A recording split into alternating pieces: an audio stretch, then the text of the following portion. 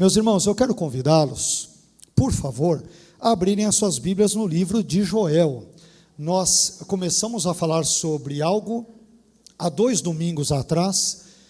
Infelizmente, no domingo passado não pude aqui estar com vocês.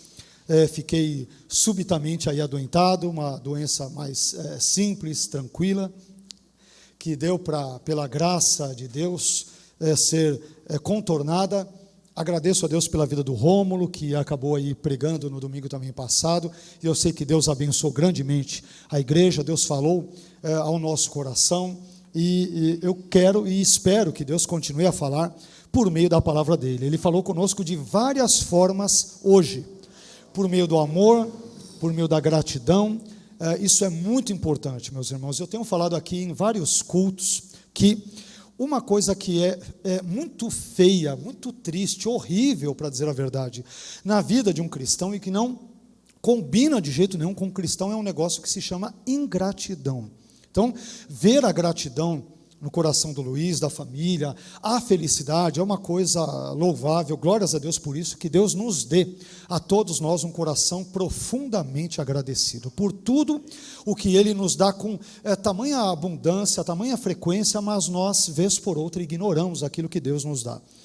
Bom, mas na noite de hoje, eu quero convidá-los, por favor, a abrirem suas Bíblias em Joel, capítulo 2, versículos 28 a 32.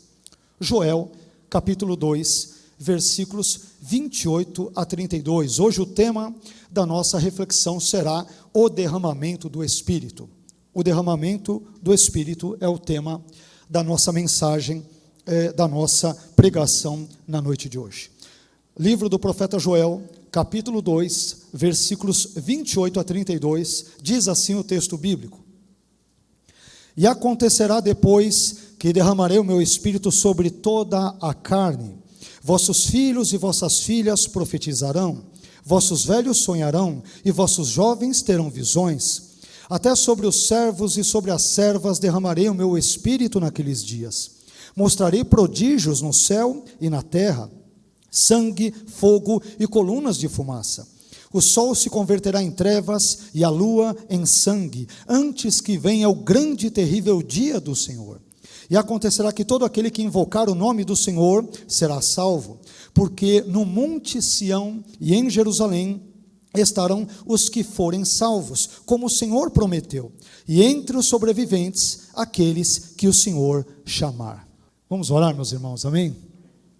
Senhor, nós te louvamos, mais uma vez te louvamos pela vida da dona Aimara, por todos os seus familiares. Obrigado, Senhor, pela obra que o Senhor realizou na vida dela. Te agradecemos ao Senhor também pela oportunidade que nós temos nesta noite de estarmos aqui prestando culto que é devido ao teu nome. Nós te pedimos que o Senhor continue a falar conosco, como tens falado por meio dos cânticos, por meio deste maravilhoso testemunho, Senhor, de cura, de livramento que o Senhor realizou na vida dela. Te agradecemos por tudo aquilo que o Senhor tem nos proporcionado, a fim de que pudéssemos oferecer ao Senhor como expressão de gratidão, de culto, de adoração, elementos estes, ingredientes estes, simplesmente devidos, que nós devemos ao Senhor. Acabamos, ó Deus, de ler um trecho importante da sua palavra, e nós te pedimos, como o Senhor sempre graciosamente, bondosamente e poderosamente também, por que não dizer, tem feito. Te pedimos, portanto, que o Senhor continue a falar conosco. Use, Senhor, esse texto bíblico, use a sua palavra para, Senhor, falar ao nosso coração. Fale conosco, Senhor, integralmente. Fale não apenas com a nossa razão, mas aos nossos sentimentos, ao nosso corpo, ao nosso ser, a tudo aquilo que nós temos e somos, talvez anseios, medos, frustrações e quaisquer outras circunstâncias que talvez estejamos vivenciando neste momento. Mas que o Senhor use esse texto bíblico, use o profeta Joel nesse trecho importante das tuas escrituras para falar ao nosso coração, para nos instruir, para nos edificar, para nos abençoar, para nos encher com o seu glorioso e maravilhoso Espírito Santo. Te bendizemos e te adoramos, suplicando tudo isso, agradecidos no nome do seu Filho Jesus. Amém. Amém, meus irmãos? Por gentileza, tomem seus lugares.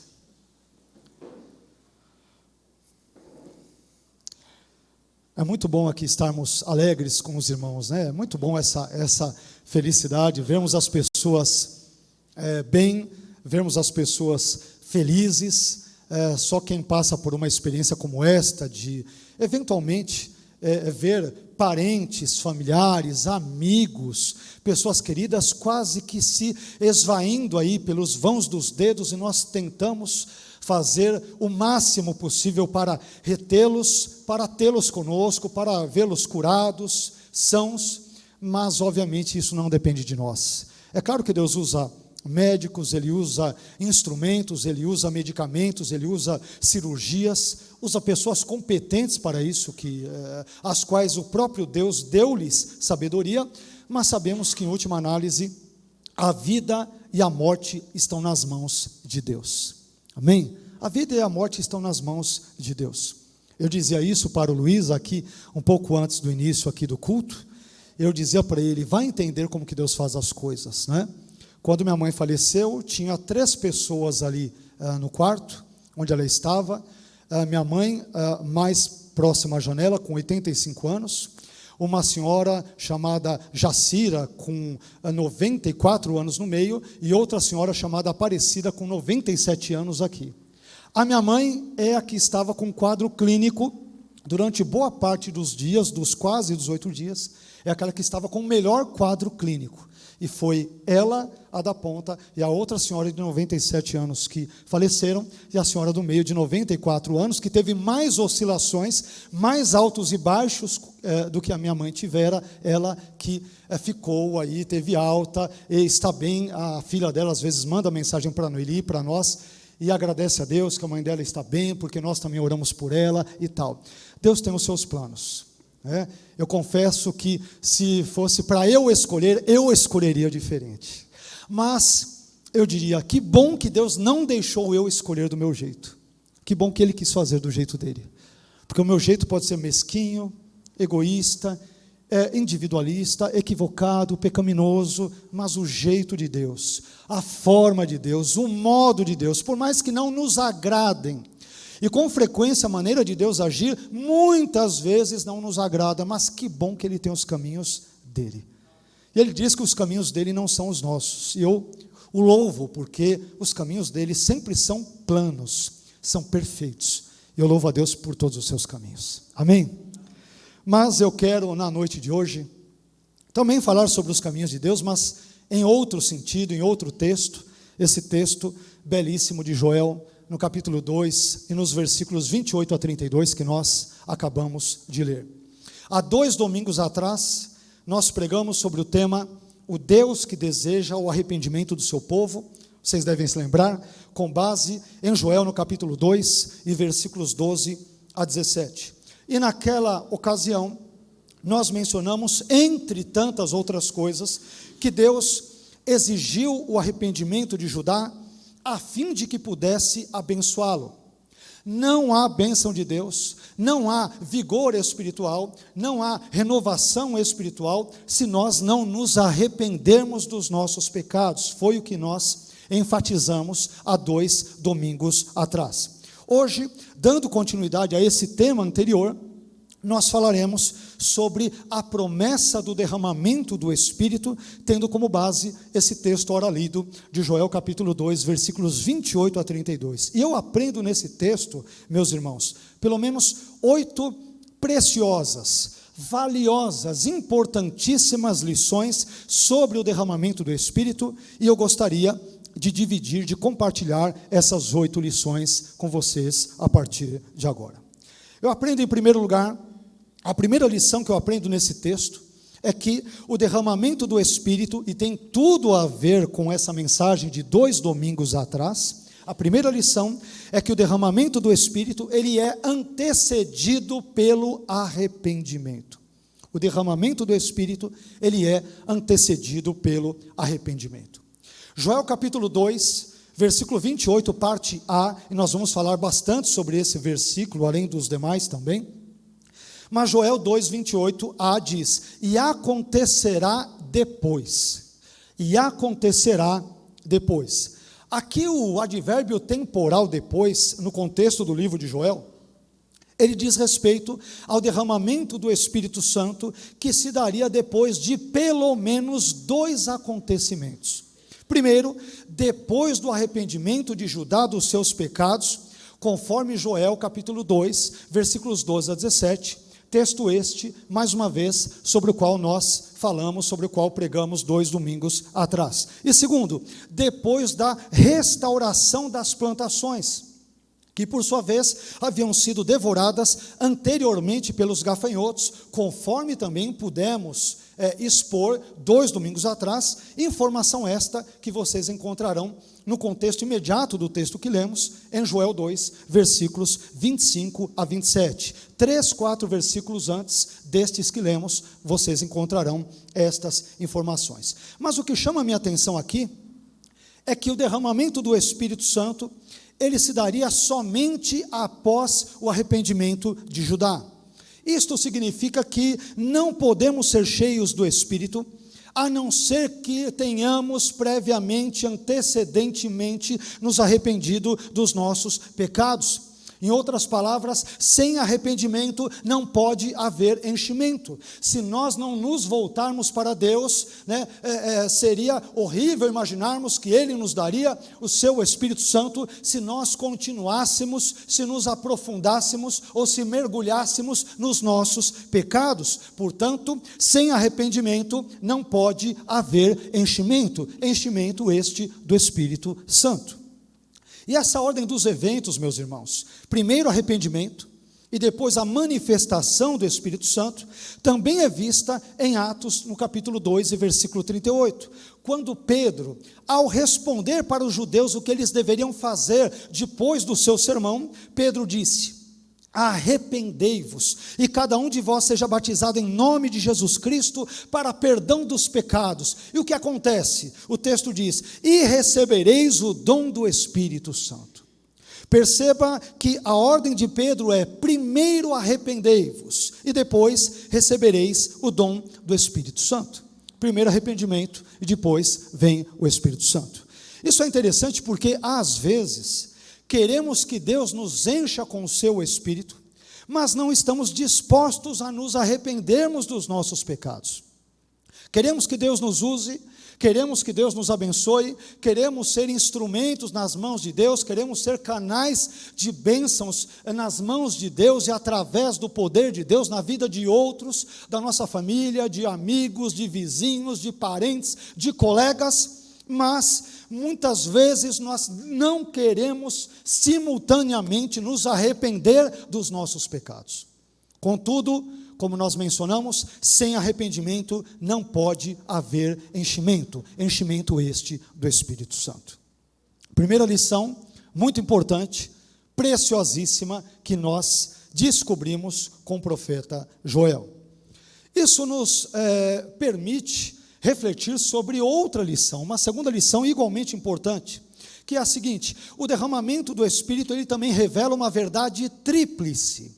O derramamento do Espírito, em segundo lugar, nos revela, nos descortina uma verdade tríplice. E nós vamos ver essa verdade tríplice por meio de um único verbo.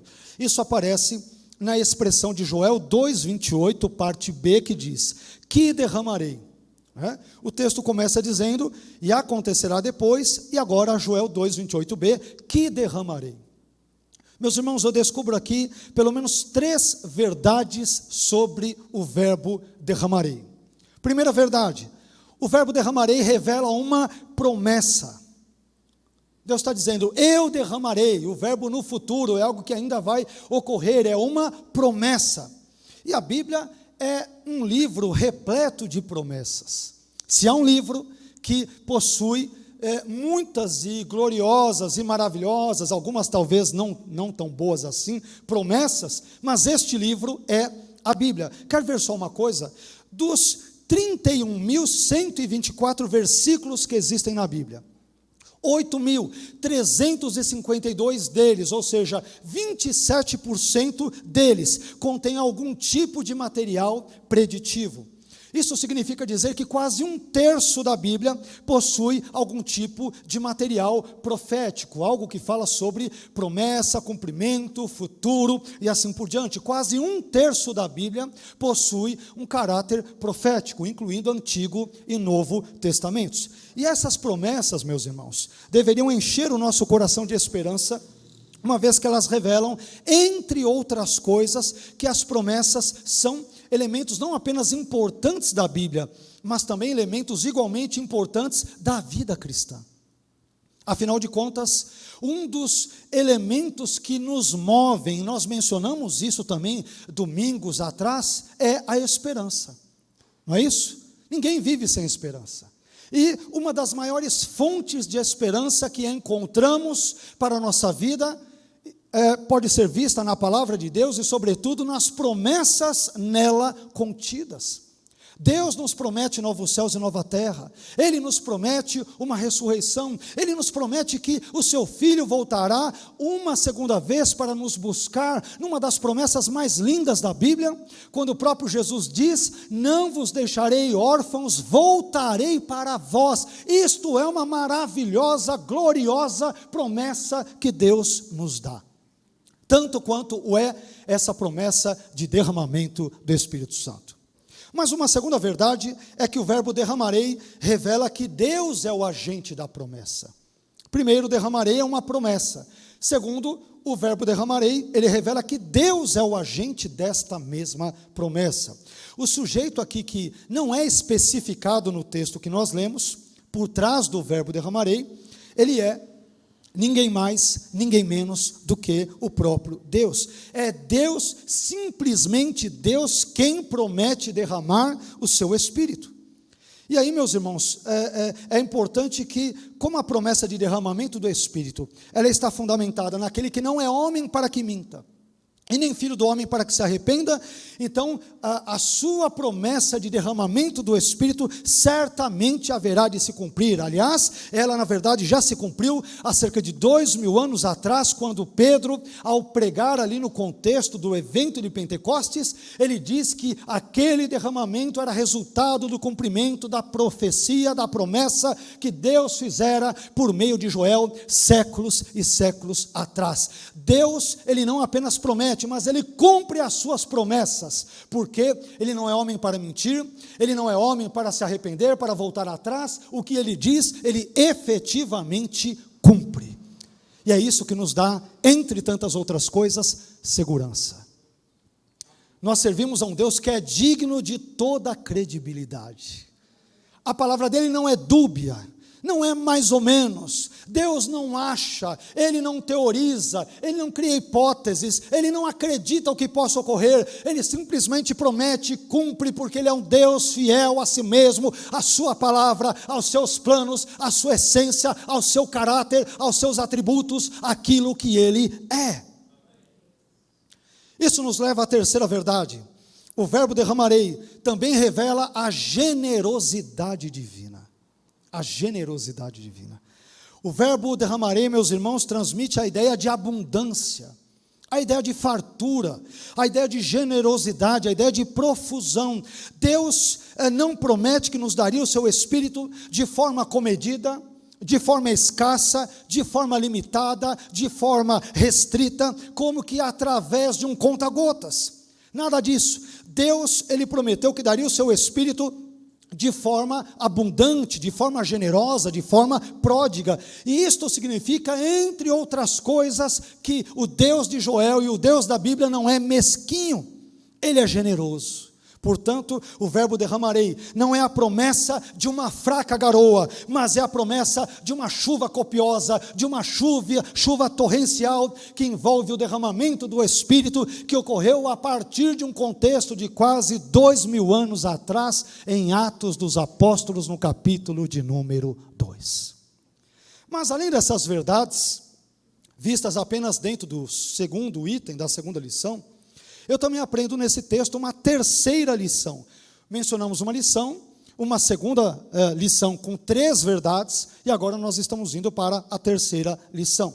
E a terceira lição que eu descubro nesse texto é que o derramamento do Espírito, ele é abrangente. Ele seria, na verdade foi a partir do cumprimento que se deu em Atos 2, mas ele é abrangente. A promessa do derramamento do Espírito é abrangente.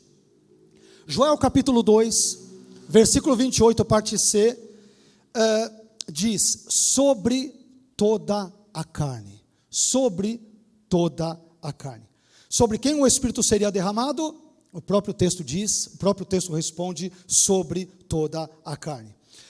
Para que nós entendamos a grandiosidade do que está sendo dito aqui, do que está escrito aqui, devemos nos lembrar que no Antigo Testamento, quando o Espírito Santo ele vinha sobre alguém, ele costumava vir apenas sobre algumas classes ou tipos ou categorias específicas de pessoas, a fim de empoderá-las para a realização de determinadas tarefas, determinadas incumbências e assim por diante.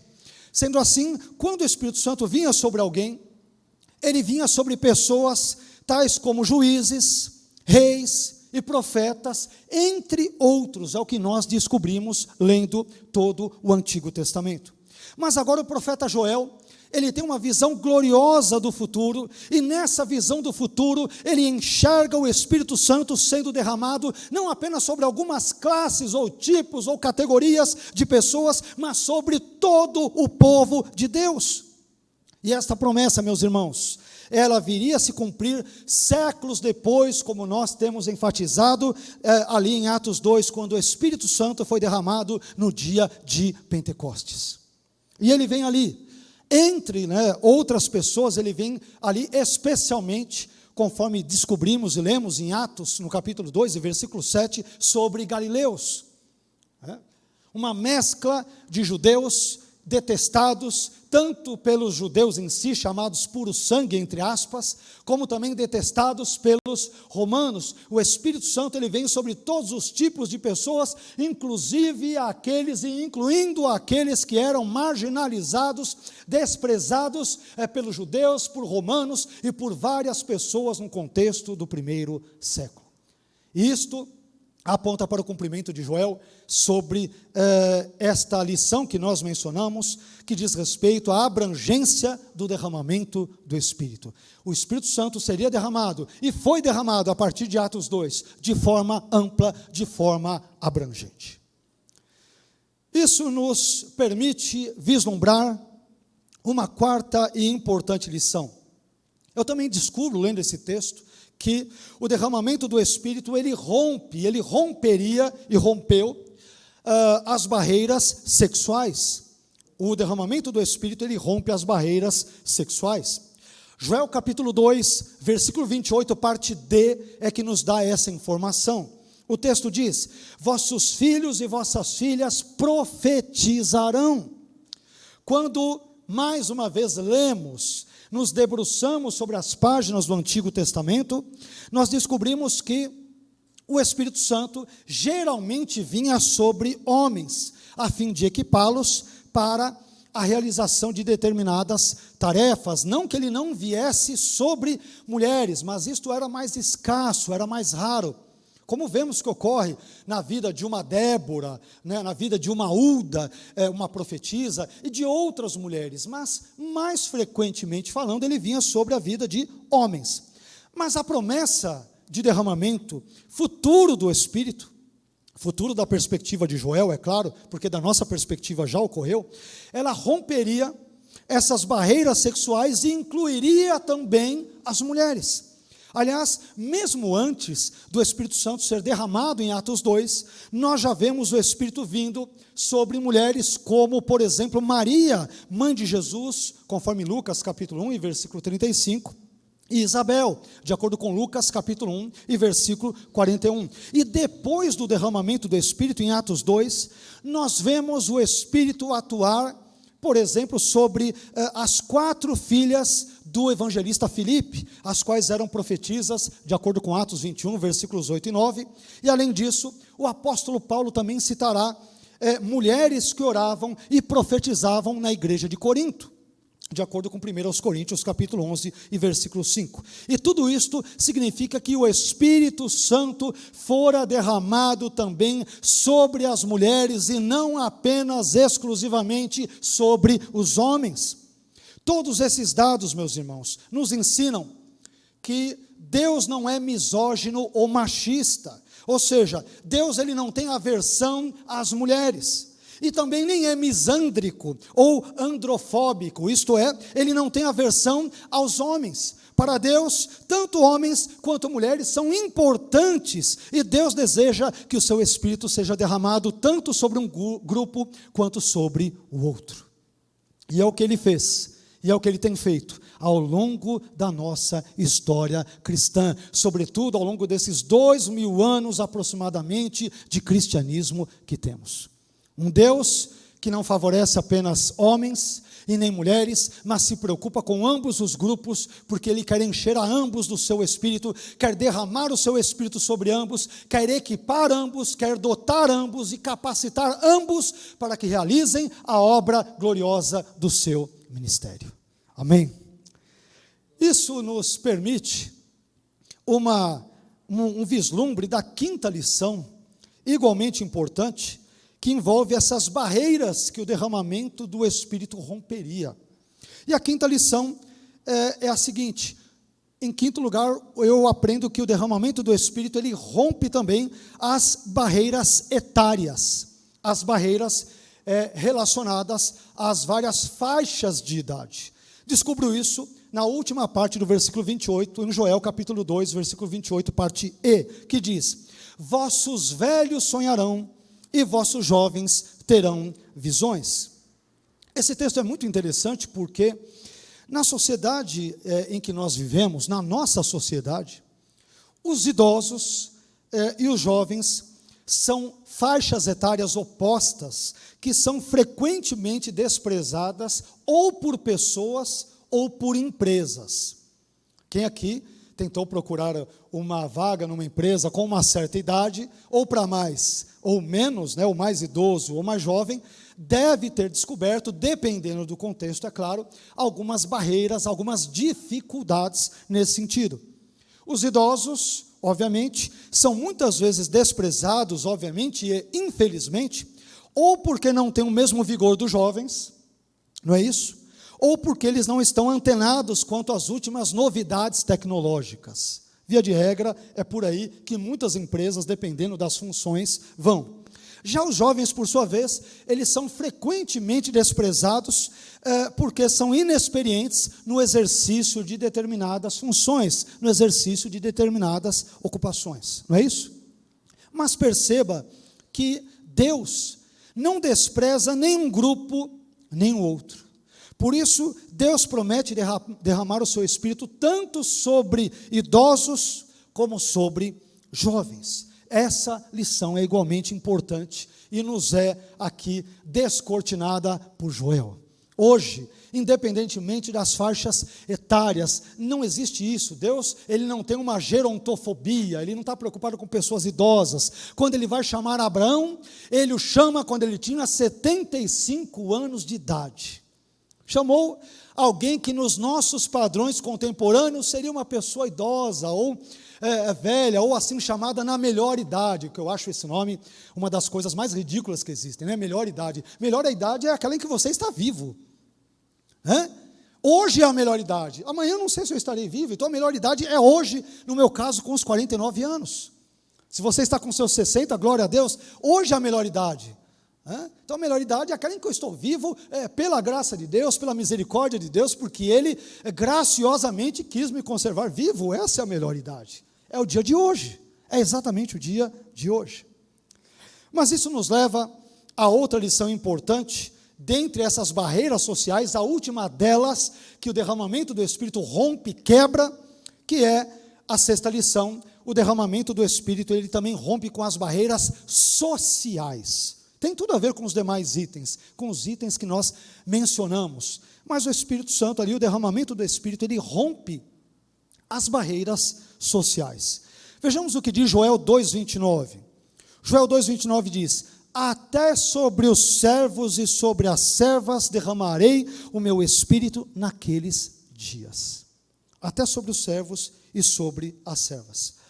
Nós percebemos aqui, meus irmãos, que a promessa de derramamento do Espírito, como mencionamos, também rompe as barreiras sociais. E aí, temos que mais uma vez entender o seguinte, para compreendermos o que Joel está dizendo aqui, ou melhor, o que Deus está dizendo por meio de Joel. Na sociedade do antigo Israel, os servos, obviamente, não gozavam, não desfrutavam do mesmo status econômico e social dos seus senhores. Os servos, obviamente, pertenciam a um status social e econômico inferior. Além disso, entre os próprios servos, havia também uma certa distinção social, nesse caso relacionada ao sexo. Os servos, homens, me refiro aos homens, por exemplo, eles eram mais valorizados do que as servas, sobretudo por causa da sua força física. Os servos, por razões biológicas, por serem homens, eles conseguiam carregar maiores pesos do que as servas e conseguiam também executar tarefas que exigiam maior vigor físico, diferentemente do que ocorria com as servas, ou seja, com as mulheres. Mas perceba mais uma vez que a promessa de derramamento do Espírito, ela transpõe todas essas barreiras sociais. Quando o Espírito Santo fosse derramado, ele viria sobre ricos e pobres, sobre letrados e iletrados, sobre patrões e empregados e sobre servos e servas.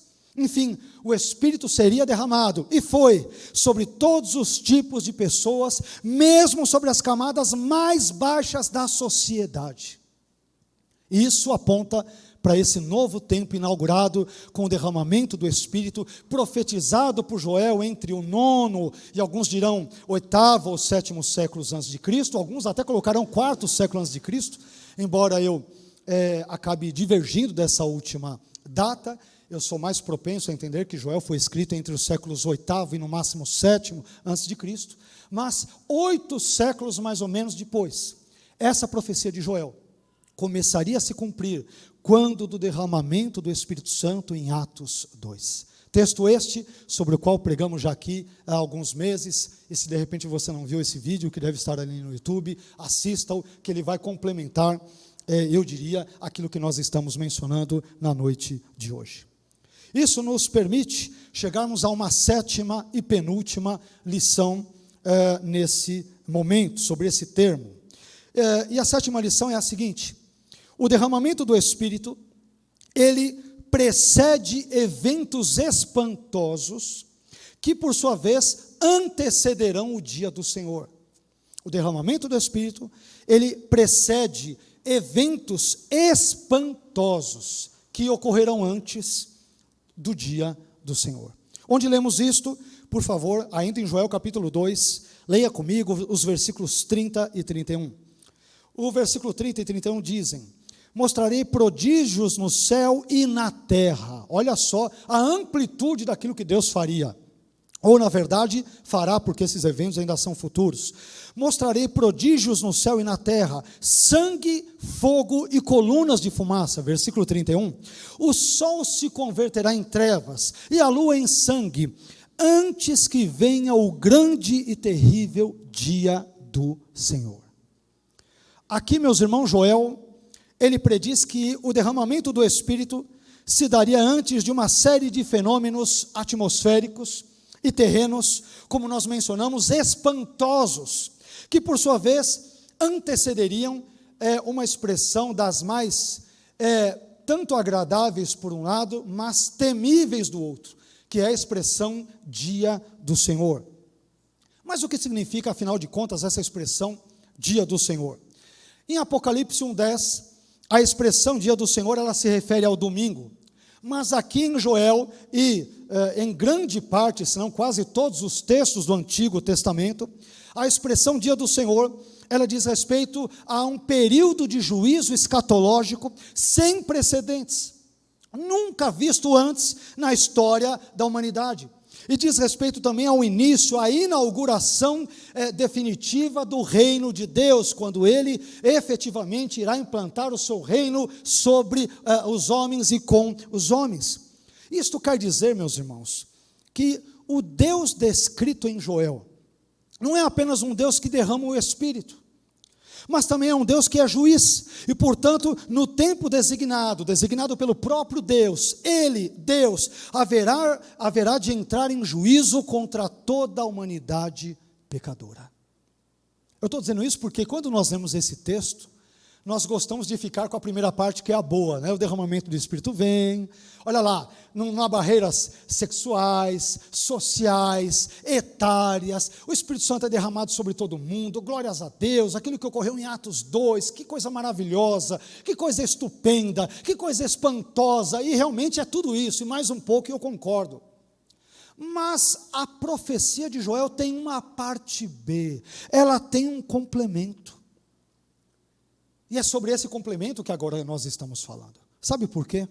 Porque, às vezes, nós retratamos a Deus, ou temos a tendência, às vezes, de retratarmos Deus de forma caricata, e, portanto, de forma totalmente antibíblica. Nós descrevemos Deus como alguém que abençoa, que cura, que derrama o seu Espírito, e que perdoa, e tudo isso é verdade, mas nós nos esquecemos de mencionar que esse mesmo Deus também se ira, também julga e também pune o pecador impenitente. O Deus de Joel, ele derrama o Espírito, mas o Deus de Joel, ele também pune, ele castiga, ele entra em juízo contra o pecador impenitente que não quer se arrepender dos seus pecados. E esse é o Deus de Joel. Ele é um Deus que derrama o seu Espírito, mas é um Deus que exerce juízo contra o pecador impenitente. E é isso que ocorrerá quando dessa deflagração ou inauguração do dia do Senhor, que é um período de juízo escatológico que não sabemos quando pode vir. Mas se Pedro, em Atos no capítulo 2, ele já dizia que o que estava ocorrendo ali no evento de Pentecostes envolvia os últimos dias, o que dirá então 2000 anos depois dele ter dito aquilo? Se ele vivia nos últimos dias, nós vivemos em quais dias da história? Portanto, meus irmãos, o dia do Senhor, um dia de juízo escatológico, um dia de juízo vindouro, ele está prestes a vir. Não sabemos como, nem quando especificamente, mas sabemos que está para vir. E, portanto, que Deus nos ajude para sermos pessoas que experimentem o derramamento do seu Espírito, mas não o derramamento da sua ira. Amém? Porque o derramamento da ira divina também virá, mas virá sobre ímpios, virá sobre pecadores impenitentes, mas não virá sobre pessoas que temem a Deus, que entregaram suas vidas a Jesus e se reconhecem pecadoras, mas pecadoras arrependidas dos seus pecados. Portanto, esta sétima lição de Joel é muito importante. É como se Joel dissesse: aprendamos a ver Deus por todos os ângulos, e não apenas por aqueles ângulos que nos são mais favoráveis. Veja Deus como amor, Ele é amor, mas também é juízo. Ele é um Deus que abençoa, mas também é um Deus que amaldiçoa. Ele é um Deus que dá vida, mas também é um Deus que mata. Ele é um Deus que perdoa o pecador penitente, mas é um Deus que também julga os pecadores impenitentes. Esses dois lados de Deus devem ser enfatizados nos nossos sermões, na nossa vida, na nossa fé, e é isso que Joel faz nesse texto. Deus derramará o Espírito Santo. Mas quando o dia do Senhor vier, esse dia será antecedido pelo derramamento da sua ira. Amém. Isso nos leva, finalmente, à oitava e última lição, muito importante, tem tudo a ver aqui com o argumento de Joel, extremamente importante, sobretudo para nós. A oitava e última lição que eu aprendo nesse texto, é que o derramamento do Espírito possibilita a salvação. O derramamento do Espírito, ele possibilita a salvação. Calma que nem tudo está perdido. Não é só o dia do Senhor com a sua ira, com o seu juízo, mas o derramamento do Espírito nesse contexto também possibilita a salvação. Onde eu vejo isso? No último versículo que lemos, Joel, capítulo 2, versículo 32, que diz: E acontecerá que todo aquele que invocar o nome do Senhor será salvo. Porque no monte Sião e em Jerusalém estarão os que forem salvos, como o Senhor prometeu. Olha lá de novo, Deus promete e cumpre. E entre os sobreviventes, aqueles que o Senhor chamar. Que texto maravilhoso. O derramamento do Espírito, meus irmãos, prometido por Deus em Joel e cumprido em Atos dos Apóstolos, ele, como nós mencionamos, ele possibilitaria a salvação para todos aqueles que ouvissem o Evangelho e respondessem ao mesmo com fé. Porque não há salvação sem pregação do Evangelho e sem a resposta ao mesmo com fé, fé esta possibilitada pela graça. Sem o Evangelho, sem a resposta a ele em termos de fé possibilitada por Deus, não podemos ser salvos do próprio Deus e da ira de Deus. Aliás, conforme a gente vai lendo o texto, a gente vai descobrindo isso. Em outras palavras, antes de enviar o seu juízo, Deus enviaria e enviou, na verdade, o seu Espírito, a fim de possibilitar aos pecadores a oportunidade de arrependimento, para que por eles, por meio desse arrependimento, essas pessoas, os pecadores, não precisem ser réus do juízo futuro, do juízo escatológico.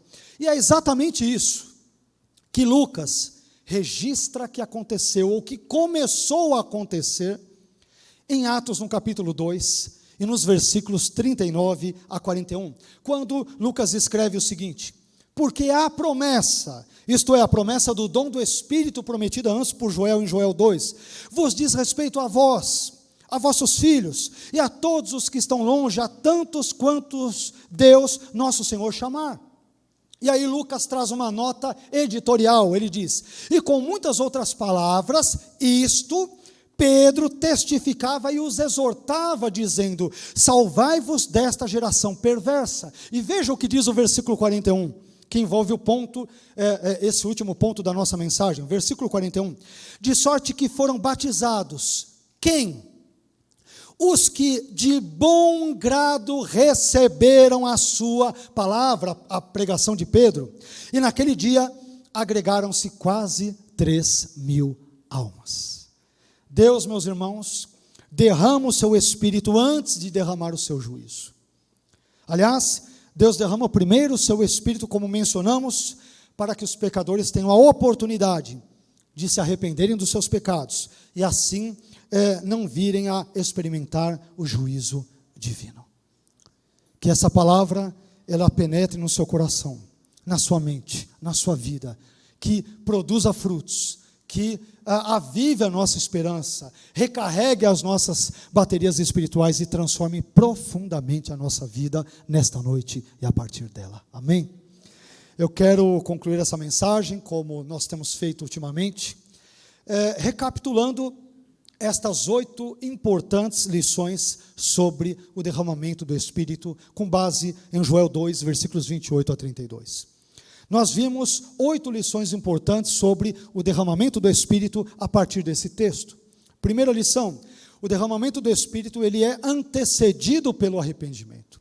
Segunda lição: o derramamento do Espírito, ele revela uma verdade tríplice. Primeiro, ele revela uma promessa. Segundo, ele revela que Deus é o agente da promessa. E terceiro, ele revela a generosidade divina, porque Deus não dá em conta-gotas, ele derrama, é algo profuso, é algo abundante, é algo generoso, é algo grandioso.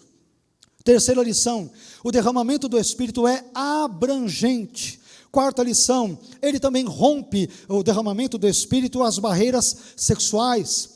Quinta lição: ele acaba rompendo as barreiras etárias. Sexta lição: ele rompe as barreiras sociais. Sétima lição: o derramamento do Espírito, ele precede eventos espantosos que, por sua vez, antecederão o dia do Senhor, esse dia de juízo vindouro. E por fim, oitava lição: o derramamento do Espírito, ele possibilita a salvação.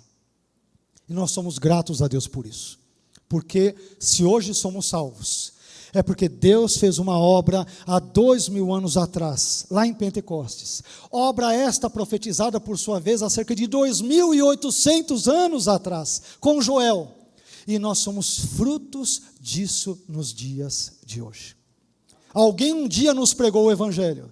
Nós recebemos essa palavra como os judeus de Atos 2. E, portanto, pela graça de Deus, fomos regenerados e de meras criaturas passamos a ser filhos e filhas de Deus. Porque pela sua graça, e somente pela sua graça, é que nós somos salvos mediante a fé. Isto não vem de mim, não vem de você, não vem nenhum de nós, é dom de Deus. E nós louvamos a Deus por esse dom maravilhoso, que é o dom da salvação. Amém? Se você louva a Deus juntamente comigo, então por favor fique em pé, para que nós oremos e para que nós busquemos a Deus.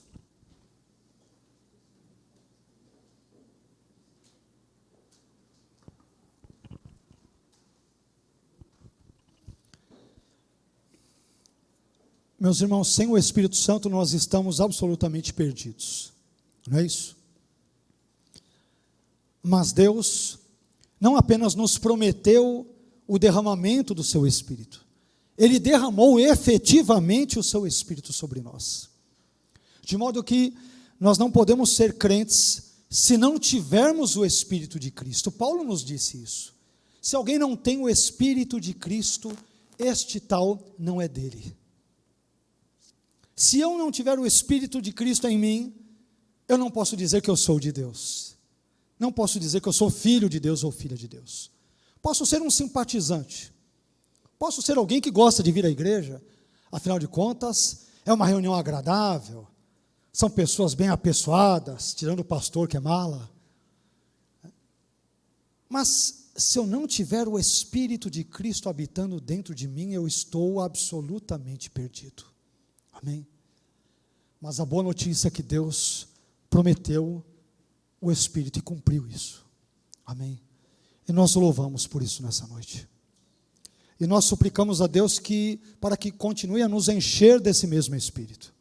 Para que o seu Espírito nos guie, nos ilumine o nosso entendimento das Escrituras, para que nos abençoe, para que nos ajude a vermos os nossos próprios pecados e para também que nos arrependamos dos mesmos, porque nós aprendemos que o derramamento do Espírito ele só vem quando há previamente o arrependimento. Amém?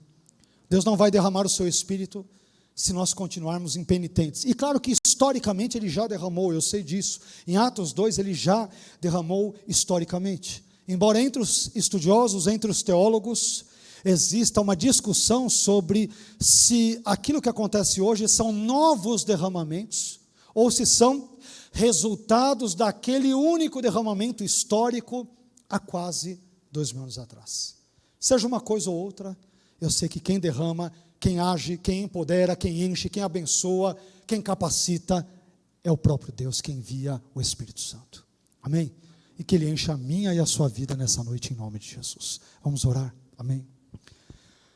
Senhor, nós bendizemos o seu nome, te agradecemos por aquilo que o Senhor falou ao nosso coração na noite de hoje.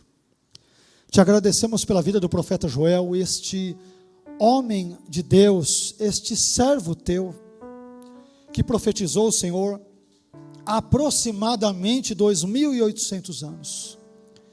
Como que pode, Senhor, uma mensagem tão antiga, mas jamais ultrapassada, jamais obsoleta, continuar a falar 2.800 anos depois?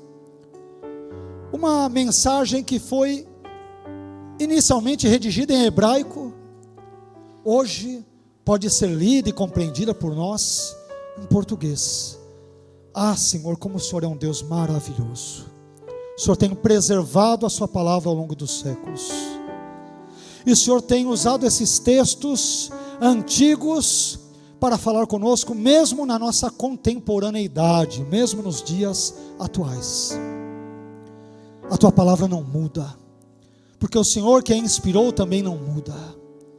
Nós somos mutáveis, nós mudamos de opinião, mudamos de humor, aliás, às vezes com uma facilidade incrível, mas o Senhor não muda.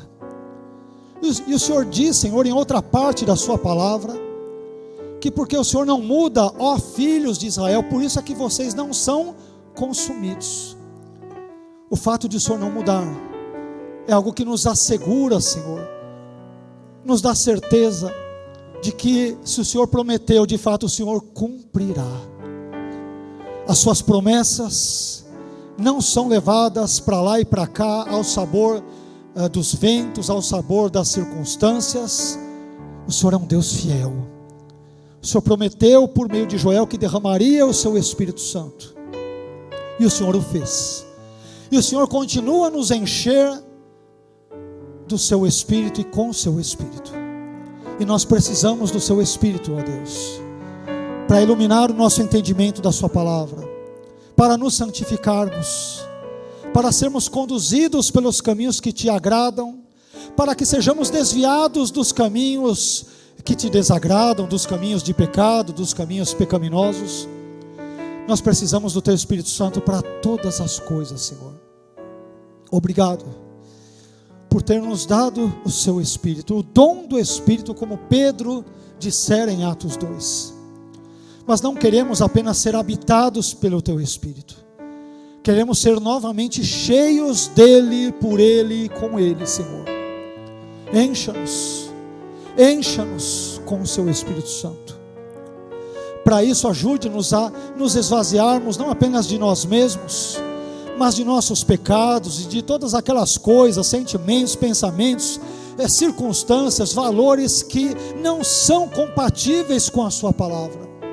Ajude-nos a nos esvaziarmos de todas estas coisas, para que sejamos aí sim cheios do seu Espírito, com o seu Espírito e através do seu glorioso e maravilhoso Espírito. Ah, Senhor, transforme-nos, abençoe-nos, que o Senhor nos mude, que o Senhor faça algo novo em nossas vidas, que nós Senhor, sejamos impactados, sintamos esse toque glorioso e maravilhoso do teu Espírito Santo em nossas vidas e também através das mesmas, Senhor. Nós precisamos do seu poder, precisamos da sua graça, precisamos, ó Senhor, da sua providência, precisamos, ó Deus, do Senhor mesmo agindo em nossas vidas, porque no Senhor nós vivemos, nós nos movemos, existimos. O Senhor é a razão da nossa existência, o Senhor é quem dá sentido à nossa vida, o Senhor aqui nos dá a esperança de que amanhã teremos um amanhã melhor, não porque pensamos positivamente como o mundo diz ou pensa, mas porque confiamos no Senhor e na palavra do Senhor. Obrigado, Senhor, porque aquilo que o Senhor prometera, o Senhor cumpriu. E eu te peço que o Senhor continue a agir em nossas vidas, continue a nos encher do seu Espírito Santo, que Ele preencha cada área de nossas vidas, que o teu doce, glorioso e suave, mas ao mesmo tempo poderoso Espírito norteie os nossos pensamentos, o nosso palavreado, as nossas ações, os nossos sentimentos, os lugares por onde andamos. Ó doce Espírito, não permita que andemos pelos nossos próprios caminhos, mas pelos teus caminhos. Guie-nos, ó Espírito Santo de Deus, a verdade do Senhor, que é a sua própria palavra, aos seus valores, a tudo aquilo que o Senhor nos ensinou nas Escrituras. Te louvamos por tudo, ó Pai. Obrigado por todas as coisas, em nome e para a glória do seu Filho Jesus. Amém.